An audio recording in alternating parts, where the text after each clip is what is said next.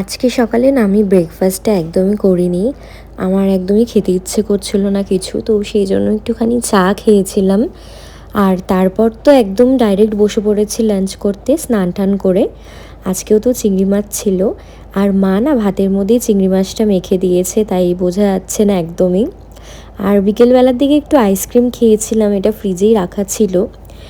আর বাইরে না প্রচণ্ড বৃষ্টি হচ্ছে, সেই জন্য একদমই বেরোতে পারিনি।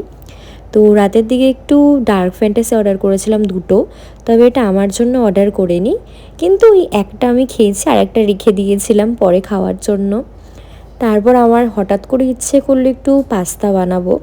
তো পাস্তাটা শেষ হয়ে গেছিলো, তো সেই জন্য এখন তো জিও মার্ট সব কিছুরই ভরসা আমার। তো জিও মার্ট থেকেই আনিয়ে নিয়েছি। আর এটা না আটারই পাস্তা, আর সাথে একটা পিৎজা পাস্তা সসও অর্ডার করেছিলাম।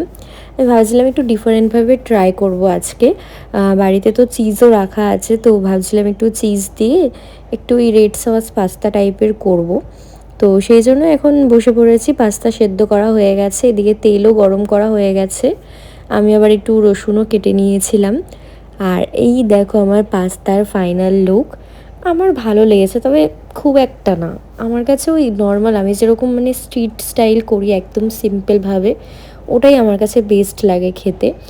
আর এটা আমার সেরকম একটা ভালো লাগেনি, তবে আমার মার খুব ভালো লেগেছে, আমার সেরকম একটা ভালো লাগেনি।